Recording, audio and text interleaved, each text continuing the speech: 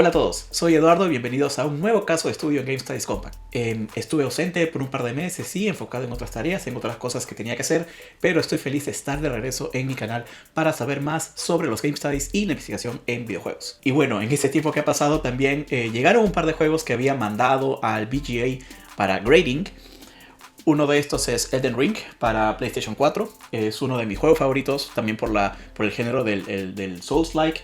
Y bueno, tuvo un score de 85.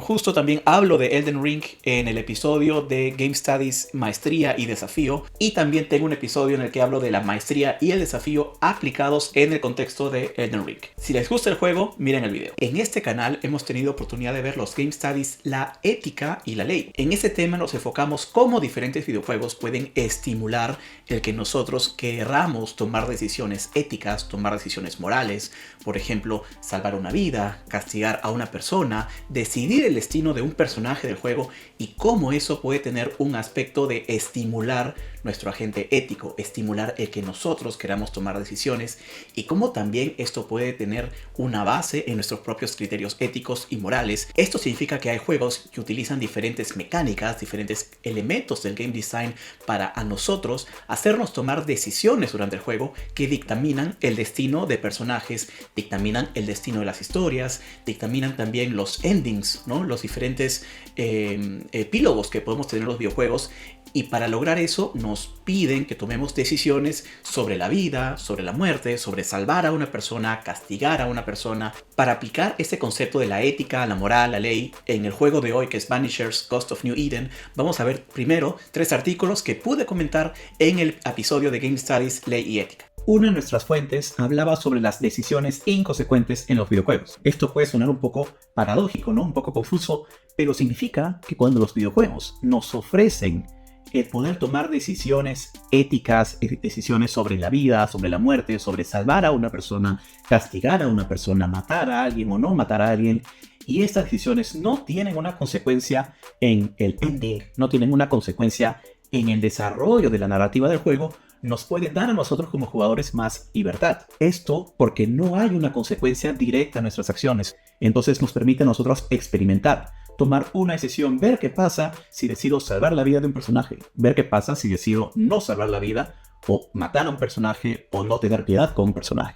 No hay consecuencias en los endings, no hay consecuencias en trofeos, no hay consecuencias en el porcentaje de si completo el juego al 100% o no, no hay consecuencias si esto me bloquea o me desbloquea una misión, un contenido especial. Entonces esto nos da libertad. Y esto se ve en juegos como Mass Effect o Life is Strange, donde tenemos la oportunidad de descubrir, experimentar, explorar diferentes opciones morales, éticas, el desarrollo de nuestro personaje, las interacciones de nuestro personaje, empatía, romance, rencor, sarcasmo, tener diferentes empatías de nosotros como jugadores hacia el personaje, proyectarnos hacia el avatar en el juego, probar decisiones sin sentir que esto nos está condicionando para un ending, para un contenido del juego. Es decir, esto nos da libertad. Otra fuente nos habla de las éticas de la elección en videojuegos de un solo jugador. Y acá nos enfocamos en videojuegos, por ejemplo, con un modo de campaña o en videojuegos donde asumimos el avatar en una primera persona, en una tercera persona, pero tenemos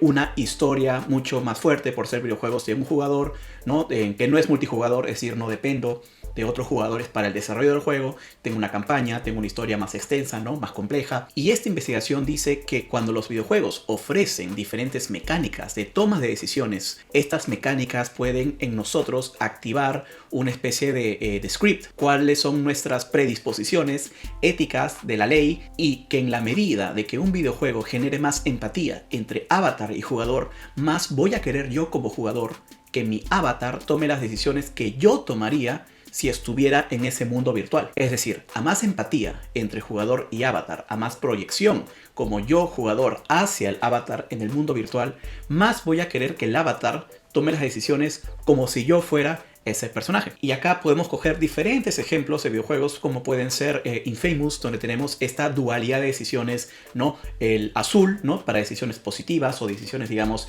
de una ética más de la ayuda, una ética más de la compasión, y lo rojo, que es una, digamos, una ética más destructiva, una ética más hostil, una ética más de castigo, ¿no? O también en la saga de Horizon, donde tenemos diferentes opciones.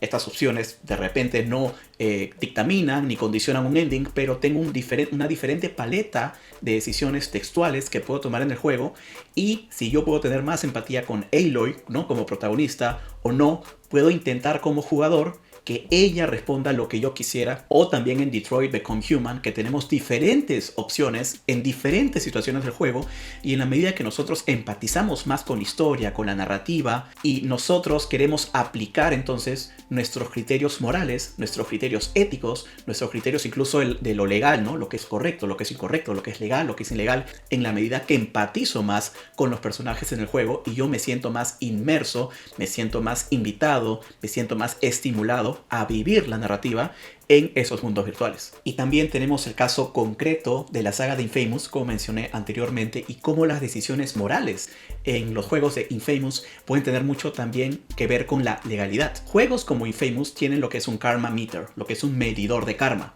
que significa que las decisiones que voy tomando en el juego, que son decisiones éticas, morales, de salvar a una persona, no salvar, tener compasión, misericordia o tener rencor, castigar, estas decisiones se van acumulando en un medidor. Entonces nuestras decisiones sí tienen una consecuencia, y estas decisiones se van acumulando, y esto para mí es visual como jugador, porque yo veo este medidor cómo se va llenando, y también puedo ver las consecuencias de mis decisiones en la interacción con avatars. Y en Infamous también este medidor de karma tiene una relación muy estrecha con la ley, el orden, la rebelión, el desorden, porque yo como protagonista puedo contribuir al desorden, entre comillas, al libre albedrío. ¿Por qué? Porque yo como avatar, ¿no?, en el juego de Infamous, en la saga de Infamous, puedo tomar diferentes decisiones que hagan que la sociedad, ¿no?, que el público en general esté más a favor, con más tolerancia hacia los conduits, ¿no?, hacia los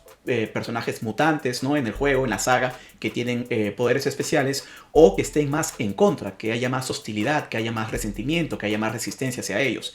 Y esto tiene una consecuencia también en las decisiones, en las narrativas políticas en el juego. Estas decisiones que tomamos en Infamous y que se manifiestan en el medidor de karma, y que también tienen una consecuencia en el ending, y también tienen una consecuencia en las narrativas, en los contenidos que vemos en el juego, también en su narrativa hablan mucho sobre la política, hablan mucho sobre la ley, sobre lo correcto, lo incorrecto, lo legal o lo ilegal, ¿no? El adherirse a las normas, adherirse a las leyes, o el libre albedrío, o la búsqueda de reivindicación, ¿no?, el diálogo, la tolerancia. Y ahora que hemos visto estas tres fuentes, vamos a aplicarlas en el contexto de Vanisher's Cost of New Eden.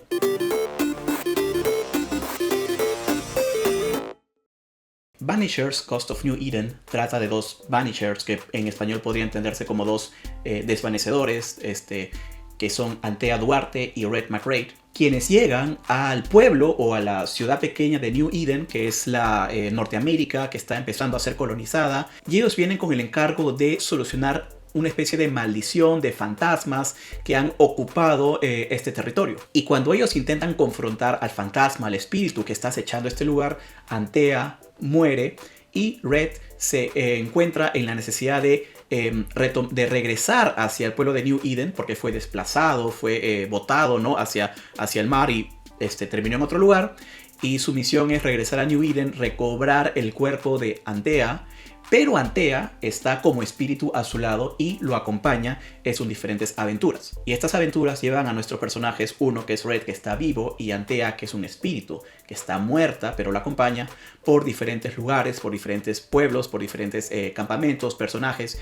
Y ellos tienen que cumplir también parte de su misión, que es desvanecer fantasmas, encontrar closure, encontrar culminación a diferentes maldiciones que acechan a diferentes personas. Y también se dan cuenta que todo esto tiene que ver con el fantasma mayor, ¿no?, el fantasma de Débora, que es el fantasma que está acechando en verdad todo el territorio que se encuentra en New Eden. Y en la medida que vamos jugando Vanishers, vamos resolviendo diferentes hunting cases, diferentes casos de embrujo, que se podría decir en español, que son espíritus, fantasmas que acechan a personajes del juego, y tenemos que resolver estos misterios, encontrar pistas, ir a diferentes lugares, hacer preguntas, y durante el juego vamos desbloqueando diferentes de estos hunting cases, y cuando estamos a punto de resolver uno, tenemos una decisión. Culpar al personaje en vida, que posiblemente haya creado que un fantasma siga presente en este mundo acechando. Podemos desvanecer al fantasma y mandar a este fantasma al olvido, es decir, to the void, al vacío. O podemos también ascender al fantasma. Acá tenemos una de estas mecánicas de la ética. ¿Por qué? Porque tenemos la opción de castigar en vida. Tenemos la opción de perdonar, ¿no?, a un fantasma y mandarlo al cielo, podríamos decir, o a un lugar mejor en la ascendencia, ¿no?, que es hacia arriba, ascender. O podemos desvanecer al fantasma, que es mandarlo al olvido. Y aquí podemos encontrar estas mecánicas de la ética, de la moralidad, de qué es lo bueno, qué es lo malo, qué es lo que debería decidir, qué es lo que no debería decidir. Y ahí nos pone a nosotros como jugadores, como protagonistas de esta toma de decisiones.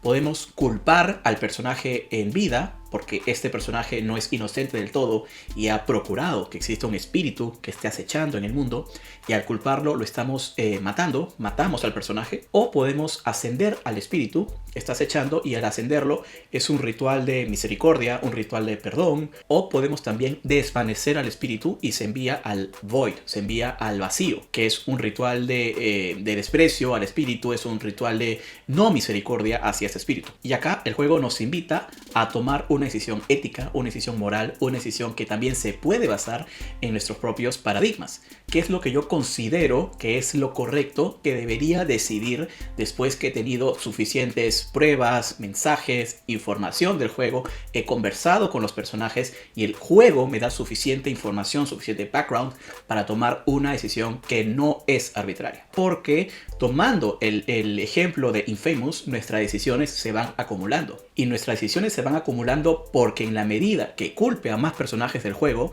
yo puedo en el ending lograr que Antea regrese a la vida. Es decir, que el espíritu de Antea regrese al cuerpo y tener un ending diferente. Es importante mencionar que en la medida que voy jugando, voy descubriendo más sobre la relación entre Red y Antea. Esto significa que puedo empatizar más con los sentimientos, con las emociones de Red como avatar, con su relación como Antea. Entonces puedo sentir más necesidad de buscar que Antea regrese a la vida, o también puedo tomar yo la decisión moral, decisión ética, que siento que Antea ya murió y que tiene que irse ya de este mundo. Es decir, la narrativa también sirve para yo poco a poco ir creando más relación con los personajes. Esta decisión de si Antea vive o si Antea muere no la podría haber tomado al principio del juego, porque no habría creado este bagaje, no habría creado esta empatía con el personaje. Esto es importante y toma elementos de la investigación que habíamos visto anteriormente, que en la medida que empatizo más con el personaje, en la medida que entiendo más los propósitos del personaje, del avatar en el juego, siento más consecuencias, siento más importantes las decisiones éticas, las decisiones morales que pueda tomar en el juego. Son decisiones que llevan a un propósito. No serían decisiones tan de la ética de la virtud, ¿no?, como Aristóteles, pero no son decisiones al 100% definitivas. ¿A qué me refiero? Y esto es bien importante en un juego como Vanishers y que también nos puede servir para el game design. Solamente cuando se acumula cierta cantidad de personajes que he culpado, cierta cantidad de personajes que he matado, aseguro que Antea regrese a la vida en cuerpo. Es decir, tengo un margen de error. Tengo muchos casos que puedo solucionar en el juego, pero no todos los casos tienen que ser culpar al personaje y matarlo. Puedo también desvanecer algunos, puedo también ascender algunos espíritus. El juego me da un margen de exploración, me da un margen de probar la consecuencia de mis acciones y ver cómo se manifiestan en la narrativa del juego. Otro aspecto importante en la narrativa, en la ética y en el game design es que las decisiones pueden llevar a un ending diferente, pero no necesariamente afectan el presente del juego. Puedo culpar al personaje en vida, matarlo, puedo desvanecer al espíritu o ascender al espíritu, pero después de este closure, en este caso, el juego me permite comprar ítems de otro personaje, no se pierden cuando mato un personaje o haciendo a otro. Puedo regresar a lugares, puedo hablar con otros personajes, es decir, no me desbloquea de contenido que me puede llevar a lograr el 100% de exploración en el mapa, no me desbloquea de trofeos, no me desbloquea de subir de nivel, no me desbloquea de armas que pueda conseguir. Las decisiones de éticas y morales no son tan consecuentes. Tienen un propósito en el ending, tienen un efecto en el ending, pero no afectan el gameplay en el presente, que es una opción que nos da el juego en el game design para poder explorar y a la vez probar nuestras decisiones, pero a la vez pone nuestras decisiones en prueba porque tienen una consecuencia, como dije anteriormente, en el ending. Otro detalle que sí es importante en estos elementos del game design es que cuando tomamos una decisión en estos closure, en estos casos de embrujo, tenemos que mantener presionado el botón. Y una vez que lo mantenemos presionado por ciertos segundos, nuestra decisión se ejecuta. Puede ser un detalle muy pequeño, pero lo que el juego quiere lograr aquí es que nosotros realmente estemos seguros de la decisión que tomamos. Cuando es un input directo, presionar una vez el botón y se ejecuta la acción, puede ser que nos arrepintamos. De repente a los 2 segundos no estamos muy seguros. Pero cuando el juego nos dice mantén presionado el botón X, por ejemplo, 3 segundos para confirmar la decisión, ahí el juego reconoce que tenemos un espacio de liberación, de que podemos realmente, de repente, pensarlo de otra manera diferente. No quiero culpar al personaje, quiero ascender al espíritu. De repente no quiero ascender al espíritu, quiero desvanecerlo. Entonces ahí en el game design también hay un detalle en la mecánica del input-output, en este timing, en este delay, ¿no? En este retardo que puede haber entre el botón y la ejecución, que también invita a esta frónesis lúdica. En la medida que Vanishers, Ghost of New Eden, nos pone todas estas opciones de decidir la muerte de un personaje o ascender espíritus, nos está invitando a jugar con el agente lúdico en nosotros. Nos invita a estimular el tomar decisiones de lo que es bueno y de lo que no es bueno. Y en la medida que vamos resolviendo casos y vamos culpando a personajes, es decir, matando a personajes en vida porque ellos son los culpables de todos estos embrujos que hay por las decisiones que han tomado, a más matamos, más aseguramos la resurrección de Atea en carne. Aquí hay como una especie de paradoja, pero una especie de costo-beneficio. Mato personajes en el juego, pero a más personajes mato, a más personajes culpo, más obtengo yo un beneficio personal, es decir, como Red McRae, como protagonista, como Avatar, de que la mujer que yo amo regrese en vida. Aquí puede haber una especie de juego ético de parte de los desarrolladores, de parte de los game designers, para que tomemos decisiones que no son, digamos, fáciles de culpar en vida y matar a un personaje, pero obtener el beneficio de que la persona que amamos está de regreso con nosotros. Y por supuesto, esta toma de decisiones, como en la ética, como en la moral, como en la ley, lo que está permitido o no está permitido, puede tener mucho que ver con la religión o con nuestros paradigmas de qué es lo correcto, qué es lo incorrecto. Existe un lugar después de la vida, existe un lugar después de la muerte. Cuando asciendo un espíritu lo estoy llevando al cielo, ¿no? Cuando desvanezco un espíritu lo estoy llevando al infierno. Cuando culpo a un personaje, ¿a dónde se va el espíritu de ese personaje? Es decir, también hay una estimulación de los criterios religiosos, de la fe, que podemos tener nosotros como jugadores. Entonces vemos que un juego como Vanishers, Ghost of New Eden, nos permite interactuar mucho con nuestros propios agentes éticos, morales, de lo legal, de lo ilegal, en la medida que tenemos este medidor de karma, ¿no? Que se acumulan nuestras decisiones, en la medida que podemos explorar decisiones como culpar personajes, ascender espíritus, desvanecer espíritus. Tenemos este ensayo-error en el que tenemos este margen de intentar, de jugar sin que esto realmente tenga una consecuencia en el ending y por lo tanto en el trofeo del juego, porque en PlayStation hay un trofeo si se resucita Antea, o hay un trofeo si se asciende a Antea. También el criterio tiene una consecuencia en un aspecto de achievement, ¿no? Del logro del juego. Resumido, un juego que se puede prestar como contexto de estas investigaciones académicas en los Game Studies, la ética, la moral. Y bueno, esto ha sido todo para este caso de estudio en Game Studies Compact. Los invito a que vean otros casos de estudio que he podido observar, por ejemplo, Mega Man y la nostalgia, o Super Mario y la transmedia, y también los episodios completos donde abarco temas complejos como por ejemplo los Game Studies y la religión, los Game Studies la empatía, los Game Studies y la ética y la moral. Si les gustó el video, no se olviden de suscribirse a mi canal y síganme en Instagram, en Facebook y en TikTok, también como Game Studies Compact. Les deseo a todos un buen día, cuídense mucho y hasta la próxima.